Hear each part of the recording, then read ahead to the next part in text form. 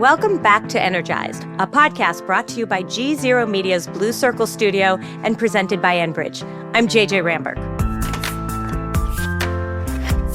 There is an energy emergency if we're not careful when it comes to price. And there's definitely an energy emergency when it comes to having a resilient grid, whether it's a pipeline grid, an electric grid. And that's something I think people have to take seriously. And I think you're seeing some pretty interesting conversions on the road to Damascus on that front.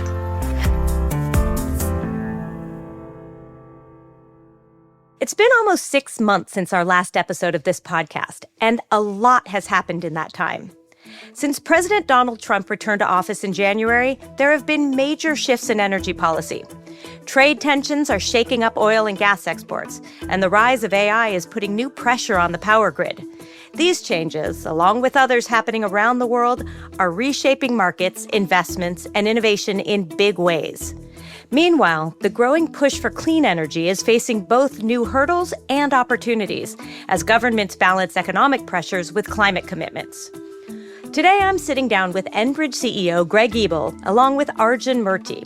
Arjun's a partner at Veriten, a research, investing, and strategy firm that focuses on the outlook of the energy industry. He has more than 30 years' experience in the global energy sector as a Wall Street analyst, and he's the founder of Superspiked, a newsletter and podcast about the energy transition. Together, we'll unpack where we are in the energy sector today, what it means for the future, and how the industry is adapting.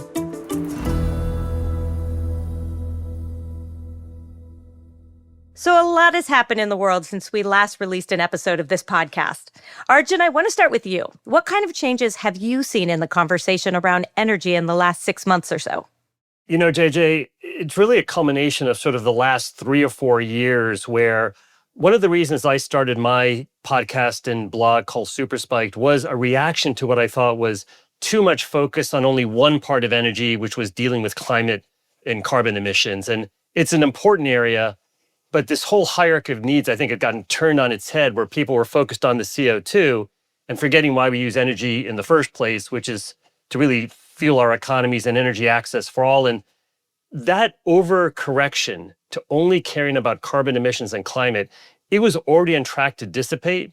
But some of those changes you mentioned, I think it's been a catalyst to accelerating a move towards a normalization of this discussion, what we're calling a growing recognition of pragmatism and balance in the conversation that right-sizes the hierarchy of needs to where the focus is on reliability, energy access for all, followed by geopolitical security and affordability. And then while doing all that, what is the role for caring about the environment and the climate? But getting back to a healthier narrative, I think that's been the biggest change over the last couple months.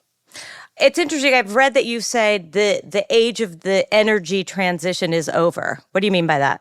Yeah, and I want to be very clear. There's been this very narrow definition of the energy transition really since 2018, 2019, but it picked up steam after COVID and all of the social change that happened around that time, which was this idea that energy transition means you care first and foremost about net zero CO2 by some very round number near-term year, 2050. It's only 25 years away. And that energy transition means you are going to get out of fossil fuels in some overwhelming sense. It's going to be down 50, 60, 70% again over the next 25 years. And you're going to replace all of it, frankly, primarily with renewables, solar and wind. And there's no part of that very specific definition that ever made sense from an affordability, reliability, energy access for all, a geopolitical security standpoint. And by the way, it also didn't make sense from an environmental or climate standpoint. So that definition of the energy transition, that is what we're talking about going away. Russia, Ukraine was the first catalyst to people recognizing geopolitical security mattered. And since then, some of the challenges of intermittent power generation and so forth have come to fore. We've seen affordability challenges in a number of different places. The world was getting reminded that that extreme version of energy transition never made sense. And again, that's what we're saying has ended here as we start 2025. Got it. So it's not that people do not care about more sustainable energy. It's just the goals in your mind were wrong. I mean, I see no evidence anywhere that all people don't always care about having reliable energy. All anyone anywhere cares about is if when I turn on my light, does it come on? If I want to go somewhere, can the car move forward? Is there enough gasoline or diesel or electricity if it's an EV to make it move forward? And You take the example of Germany, when Russian gas was cut off after the invasion of Ukraine, they didn't say, oh, great, it's going to be easier to meet our climate goals now. No, they said we're going to figure out how we can get energy. They imported LNG, liquefied natural gas, at a very expensive price, proving that reliability mattered more than price. And they also burned lignite coal, the worst kind of, most polluting kind of coal you have, because that's what they had in their country, also showing that they prioritized reliability and energy access for their citizens over caring about their carbon goals. And I don't think there's a person anywhere on earth, whether it's what I call the lucky 1 billion of us in rich countries like Canada and the United States, or those in the developing world who use a fraction of the energy we do, there's no evidence anyone anywhere doesn't prioritize energy access, reliability, having it there front and center as the priority. And we forgot about that. The world forgot about that. And it said, you know what? We're just going to take that for granted and let's focus on this one small aspect of it, an important aspect, carbon emissions. And that's where I think the world went off the rails, off the tracks. It's starting to normalize here. Greg, I know you care deeply about reliability of energy, but you also care deeply about making energy more green in a way that makes sense for the world from your perspective. So talk to me about how the changes in the world have affected Enbridge in the last few months. I saw Hamilton this weekend, and there's that one song, when the U.S. wins the American-British Revolution, the world turned upside down. I think a lot of people may feel that way, but that's not what's going on. It's more like energy transition has met realpolitik, which a big element is affordability as well, right? So now we got this fundamentally better balance of sustainability, affordability, and security. And for us, frankly, it's actually consistent with what we always would thought. We're going to need all these sources of energy. So I think Arjun would agree with that. We're not opposed to more renewables. We're not opposed to new energy technologies, but we're also not opposed to continuing to use natural gas and oil, because in all circumstances, each of those can be super valuable. And in all circumstances, actually, those can be elements of energy transition. It depends on where you sit, what you see, right? We always know that. So for us, it's been an exciting time, as in you get thrown off your game a little bit when people are challenging your fundamentals, but what it really makes you look at is, were our fundamentals right? And we strongly believe that, JJ. And I would say the opportunity set has increased for those energy infrastructure companies, for those policymakers, for those prognosticators who have taken a long-term fundamentals view as opposed to a short-term what's popular view. And I know Arjun often speaks about this. Let's be realistic about what happens on the planet. Let's be realistic about what affordability means. And therefore, let's be realistic about an all of the above approach for all humans, not just our own backyard. If we compare today to 6 months ago, has anything changed, or is it just that the rhetoric has changed? Arjun, I'm going to start with you there. I think a lot has changed over the last 3 or 4 years. I think it's become increasingly apparent that, again, that very narrow definition of energy transition was not on track to make sense. You take something like European policy towards all things around energy, green hydrogen being one of them. The thought was, well, we're going to replace very inexpensive Russian gas with green hydrogen, which means you're using renewables, which you then ship to Germany or whatever country it may be in Europe. And then again, the cost, the all-in cost of that is multiples of what your Russian gas cost was. And if energy transition is meant, all we're doing is deindustrializing in the Europe, the United States, and Canada, and shipping those plants to China as an example, their carbon intensity is much higher than ours is in the United States or is true in Europe or Canada. If all you cared about was carbon emissions and said, I'm an environmentalist, this is my passion, this is what we should care about, the planet's going to burn up. If that's your view, shipping American, Canadian, and European jobs to China is negative for the planet, which is why this idea that, by focusing on pragmatism, by focusing on ensuring we have reliable, affordable energy in these wealthier countries is somehow anti-climate. I'm going to push back hard on that. We can't continue to pay multiples of the energy price that the rest of the world pays when all it means is that we're shutting down jobs here, we're shutting down factories here, and we're shipping them to countries with worse climate, worse environmental, worse labor standards than we have. It's never made sense. But let's be clear, I think there's just as much rhetoric. It's kind of switched. I wouldn't agree that, oh, we shouldn't use renewables, we shouldn't use this. It's that all of the above. So yeah, I think it's a classic pendulum swing on policy. And that's why focus on the fundamentals, focus on people, and yes, focus on doing things in a more environmentally friendly and sustainable way. And if you do that, you're going to get to the all of the above answer. Where is the intersection of rhetoric, policy, and capital? When you find that intersection, the world's a better place. There's more affordability. And guess what? You can actually make money and when those intersect. I think it's when we get those off, you create problems.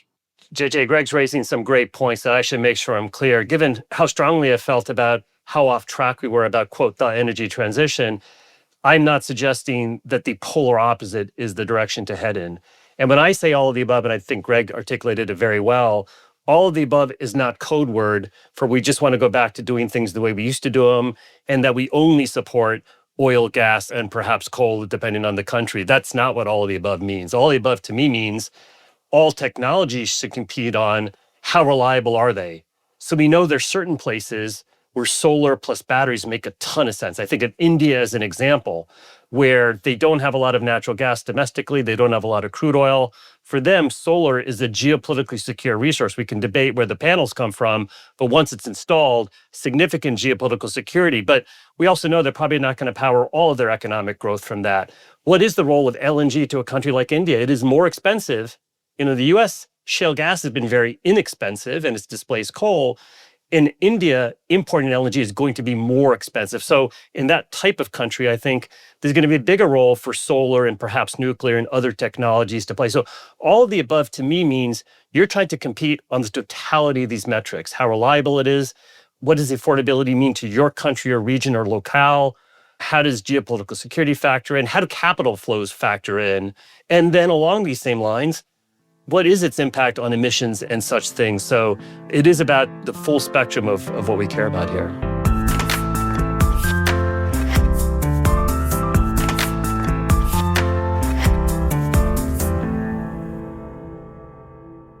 So one of the things that we've seen over the last few months is a lot of deregulation and pullback on green energy here in the U.S. And Trump's first day in office, you might remember that he declared an energy emergency. What exactly does he mean by that? This sort of use of emergency and executive powers, I think it's afflicted both parties. It's been a challenge here in the US.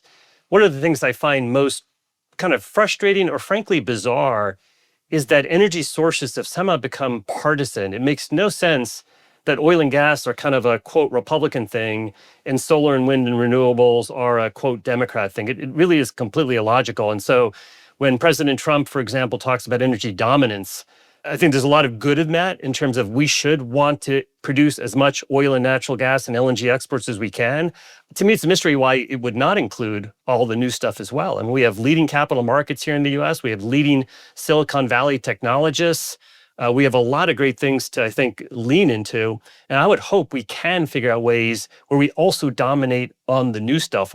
And one of the great ironies is both natural gas and renewables both suffer from overregulation and permitting issues. I would think that that can be a bipartisan area. It's become a little cliche, quote, permitting reform. It helps all energy sources. So I'm going to be hopeful that ultimately this stuff does get depoliticized to some degree. We shall see. But we are in an energy emergency when it comes to access and permitting and ongoing, right? I mean, that is an emergency, whether it's renewables or whether it's oil and gas or almost anything. The ability to get things built is almost impossible.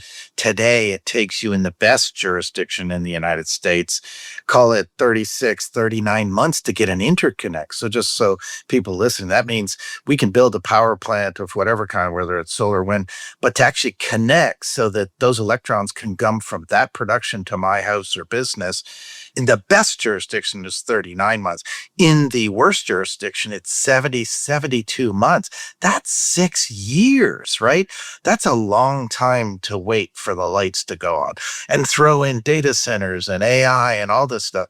We do need this to go quicker. And so there is an energy emergency when it comes to access. There is an energy emergency if we're not careful when it comes to price.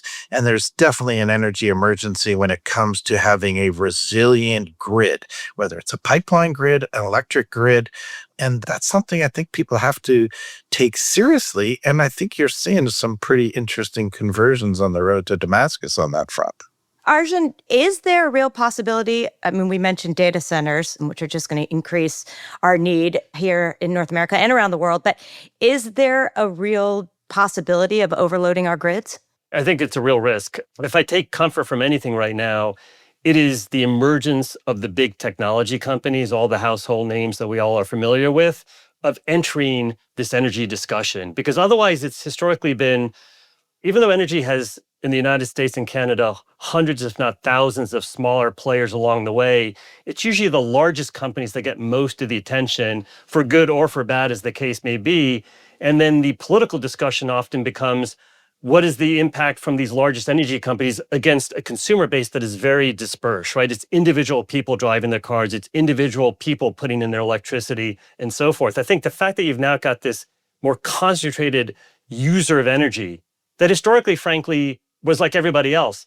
They took it for granted. It was always there. I'm going to give the technology companies, of which we spend increasingly a lot of time with them, of really having done their homework. I think they're a really important voice in this discussion and can be helpful, especially when they are the most prominent, largest now trillion-dollar tech companies in the stock market.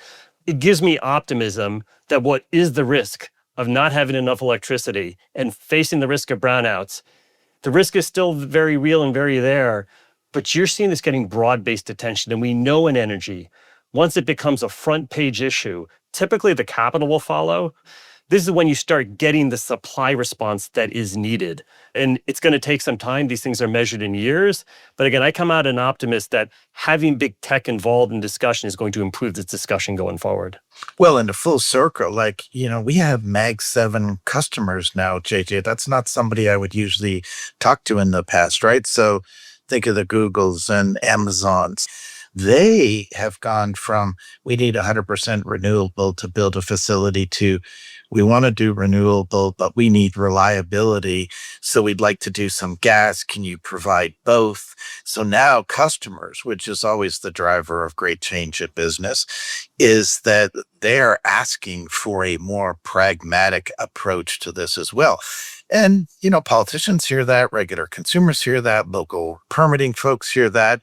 That's the reality on the ground. That's actually kind of fun to see people realize we need to think through this together as opposed to apart. Do you think that consumer sentiment is such that these big companies still want to come out and try, right? They're dealing with the reality and pragmatism as you're talking about, but still care deeply in the way that we've been made to think they care because of marketing goals, et cetera, PR, about moving towards renewables? Or do you think that there's not going to be the same pressure from the average consumer to say, hey, we need to be caring about this? Yeah, I don't think it's back to an earlier point, Arjun, people don't want to be less clean, less environmentally beneficial and sustainable. I think frankly, we're catching up to the public. The public already know this. They already know the cost of energy. They see the inflation. I mean, this is talked around, dinner tables and bars and everything.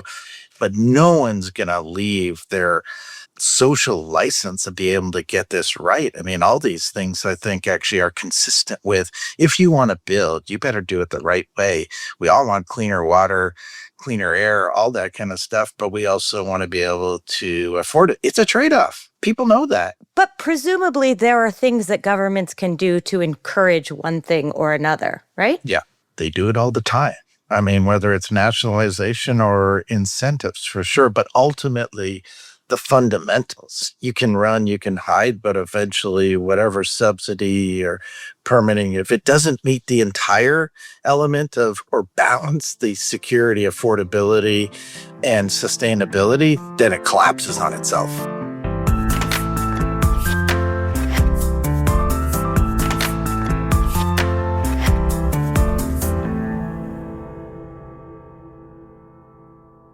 In January, President Trump withdrew the United States from the Paris Climate Accord for the second time. When Biden was in office, he rejoined it. So, Arjun, explain to me what changed in that time on the ground here in the U.S. Did it make a difference? Factually, you'd be hard-pressed to show that it actually made any difference. And we can separately discuss should they go in and out and all that kind of stuff. But there is a long-term downtrend in the carbon intensity of the U.S. economy, irrespective of who's president. It's actually true of a lot of energy stats. If you looked at oil production, if you looked at natural gas production, if you frankly looked at stock price performance of energy equities, you could not tell whether it was a Republican or Democrat. And this goes back to the 1900s when the industry first started. The trends are much longer term. We've had a long-term trend of having shale gas-fired power generation 20 years ago, now increasingly renewable solar in particular, displacing coal-fired power generation. And as a result, we've had this long-term declining emissions trend here in the US as the specific example of did Trump and Biden going back and forth make any difference? Paris has made a difference in raising carbon and climate as a front and center issue. But again, I'd probably defy anyone to say that has it made a difference on global emissions. They continue to rise. China has now doubled their coal production relative to, 20 years ago, a little before Paris, and they are now 50% of the global coal market. So I think in many respects, the Paris Accord's been overstated as sort of the elixir to fix our carbon problem. I think it's raised the issue. I think we need different set of perspectives and energy policies going forward, not just in the US, but around the world, including China, including Canada, including Western Europe as well.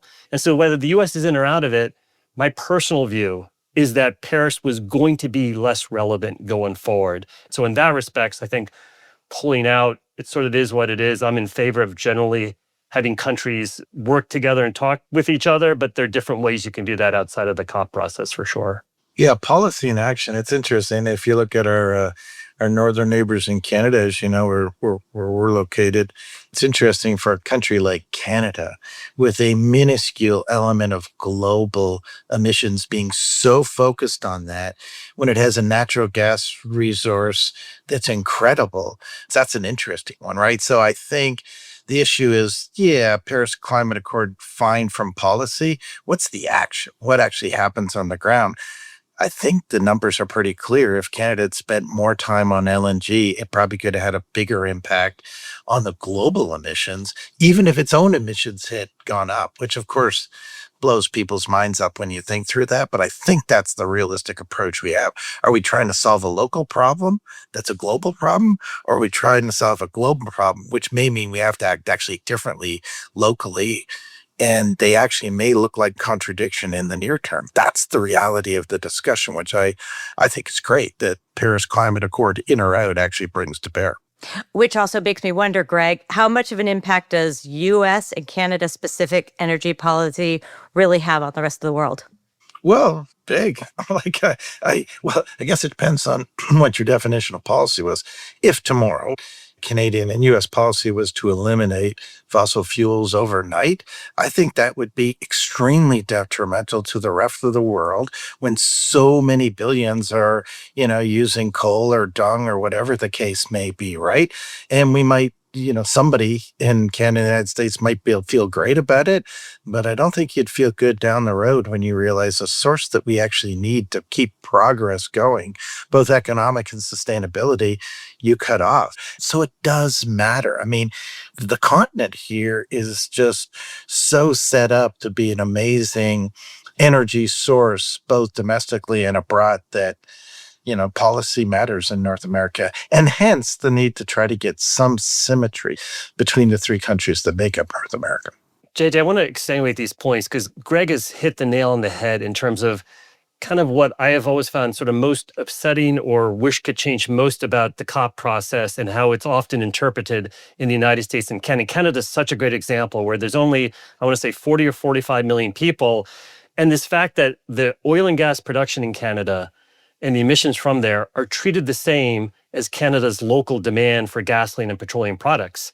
And I think if environmental or climate-oriented people could differentiate these things and say, what are all the things you can do on the demand side to increasingly become more efficient, less carbon intensive on your energy demand, I would differentiate that from oil and gas production. And I cannot for the life of me understand why the United States, Canada, and Western Europe would spend all this energy trying to keep it in the ground in their own countries and yell at companies in their own countries to not produce. Canada actually has strict environmental and labor standards. So if you work in the Canadian oil field, you're going to be significantly better protected than if you're working in Siberia or Middle East or other parts of the world, as an example. Canada also has strict environmental standards against flaring, against venting, all these kind of things that ensure the carbon intensity of that production is going to be as good as possible. And I think Canada is specifically a country that should be looking to maximize it, because in the absence of Canadian production, in the absence of American production, if you were to keep it in the ground, it simply means more production from various Middle Eastern countries and Russian. We can all have views on whether that's good, bad, or indifferent. Some of these countries are allies, some of them are foes, but irrespective, it is out of our control. And the geopolitical security element, we learned that in Russia, Ukraine, that you don't want to be reliant on these other countries. So I would strongly encourage a carbon framework, differentiate the consumption that countries do from the production of especially oil and natural gas. Rather than yelling at Canadian consumers, or for that matter, Canadian oil companies, how can we motivate India to not ramp up its coal? It's going to be their decision, not ours, but how can we help them figure out alternatives when I'm thinking about holistically about energy access, affordability, reliability, but also carbon emissions?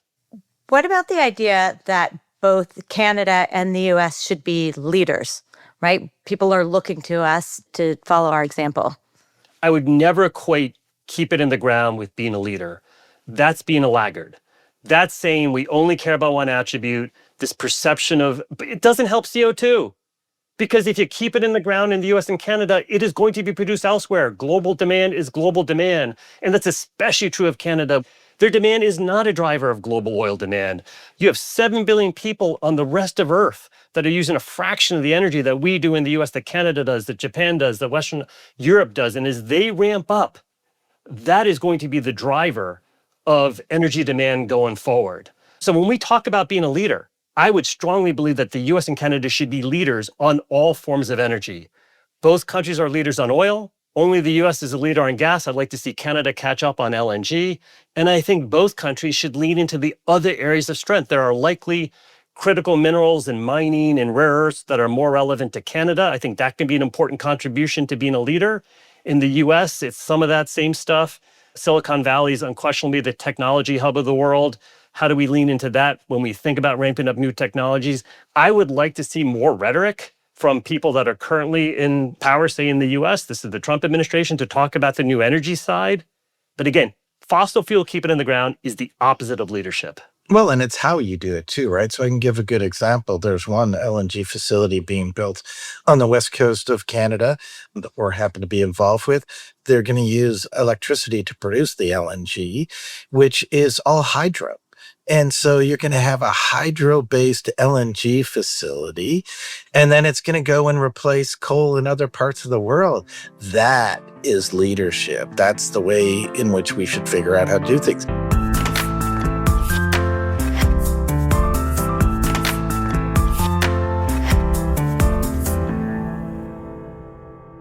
Front page news every day here in the US, I'm sure in Canada too, tariffs.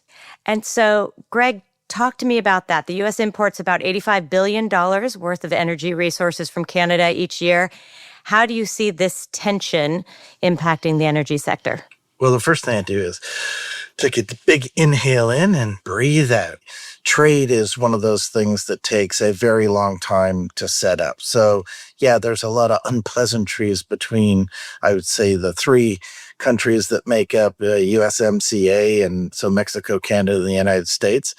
But we will continue to flow 4 to 5 million barrels a day to the United States. The interconnection on an economic perspective between the United States and Canada and Mexico and the United States is such that, yeah, tariffs will be a challenge for us to be able to deal with, but I don't think they will fundamentally change actually flows anytime soon. So I'm maybe a little bit more agnostic about it. And I will say we continue to find investments, and most of those investments are cross-border and delivering cross-border, whether it's oil or whether it's gas. And so, again, I think we have to breathe a little bit, but energy is a great trading tool and tactic.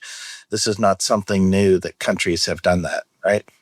I would emphasize and reiterate Greg's point that US and Canada are highly integrated from an energy standpoint, and we are both. And the world, in my opinion, is better off with that integration.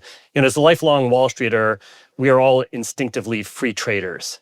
But I think people like myself have to be humbled by the fact that when we are pure free traders, we miss the job impact on local communities. And we also miss that some industries are strategic. And as we learned in COVID, you don't want to outsource everything to the notionally cheapest country. Never mind, if you have strict labor and environmental standards in your country, are you sure those imports that you're now getting less expensively also have similar standards? So there's a number of those types of issues that I think are beyond the purview of my role as an energy expert and analyst and this kind of thing. But I am humble and cognizant of the fact that I believe I didn't give enough attention to some of those secondary issues that are kind of non-energy related. I think this is one of the things the Trump administration is doing, is sort of redirecting that, how, whether it's a perfect approach they're taking or an imperfect approach, whether we wish the style was different or not, that issue, jobs, manufacturing jobs, strategic industries, I think that is going to stay for the foreseeable future. And so we're going to be in a little bit of an adjustment period for who knows how long, as we figure some of those things out. The great thing is some of that disruption created by the tariff talk actually is forcing people to look at things differently. I can tell you Canada, and I think Mexico would be the same way, is like, yeah, we haven't opened up other markets. How did we miss that? And there are reasons we don't need to get into why that happened, but now they're thinking through it too, which I actually think makes Fortress North America from an energy perspective in a better spot, that we've got trade routes that actually help the rest of the world as well as just North America. So I think that thinking by people that maybe didn't need to or didn't want to think that way is actually happening in all three countries. And that actually probably, strangely enough, makes us stronger as a partnership, but also positions better to have influence in the world and, dare I say, energy dominance or the projection of energy superiority, which can be a pretty powerful geopolitical tool without one thing, weapons. And I think if you can do that, that's actually, the old adage of guns or butter, and we always have had that discussion. Actually, energy is right in between those two and actually can help with the butter and prevent some of the guns. And so I think that's actually a positive development for society overall and definitely for North America. Before we go, I just want to get some quick final thoughts from both of you on the future of innovation in energy. This is already an industry that doesn't tend to move very fast. So how can we keep forward that momentum of innovation? Yeah, for sure. Look, all this AI and the data center works and technology advances is being, I would say, sponged up by the energy companies. And why is that? Because none of what we've talked about today can move forward if we don't have our social license. And what I mean by our social license is people value us in their communities such that they invite our capital. And that means using technology to be better on predictive analytics, keeping the products in the pipelines, if you will, knowing when there could be a problem. AI has given us amazing ability to take vast sums of data and be able to figure out, is there going to be a problem on this pipeline at this point in time, get out in front of it so that we keep that social license. So for me, it's not just actually running the operation better, but it's actually people recognizing that we are high technology users. We can help them use less by be more efficient. We can make sure the infrastructure is safer. And think about the electric grid and some of the terrible things that have happened there. If you could have predicted, as opposed to literally and figuratively putting out fires after things happen, that's going to move us all forward. So I think as we look at technology, that's an amazing ability to underwrite our social license, which we hold near and dear to us, and I think we have to. JJ, I might gently push back on the language that the energy industry moves slowly. I think the nature of energy is that it's long-term. So supply and demand cycles and return on capital cycles that I focus on, those are measured in 10 to 15 years of up and down and so forth. And to do a new project, even if there aren't permitting delays, can sometimes be 5 to 7 years of the nature of developing oil or gas fields or other such things. But actually, this industry actually moves reasonably quickly. And I think it is proved quite adaptive. When you think about it, you have companies like Exxon and its predecessor company, Standard Oil Company, and Royal Dutch Shell, that were the two largest companies when the industry was founded in the late 1800s, the predecessor companies. And here they are today, still two of the largest, most important companies in the world. And they've gone through Industrial Revolution, World War I, World War II, the Korean War, the Vietnam War, 9/11, COVID, and all these things. And there's been some ups and downs all the way, but there's a lot of adaptability and a lot of adjustments to where Europe used to be the most important. Japan was a dominant economy in 1990, and the US has gone through some cycles of being a great economy in 1970s kind of malaise, and then the Reagan recovery, and all these kind of ups and downs. When you just think about shale, as recently as 2008, everyone knew for sure that US oil production was in permanent decline. And we were importing 12 million barrels a day. And here we are in 2025, and the US is a marginal net exporter, which is incomprehensible as recently as 15 years ago. And with the help of Canada, an increasingly important combined net exporter to the world. LNG, the US went from zero. And when I say the US, I'm talking about LNG companies and natural gas companies, because they're the one, it's not the government doing this, it's companies that are doing this within our regulatory framework, have gone from essentially zero exports to passing Qatar and Australia from 2015 to 2023. So this industry actually moves very quickly and it's very adaptable.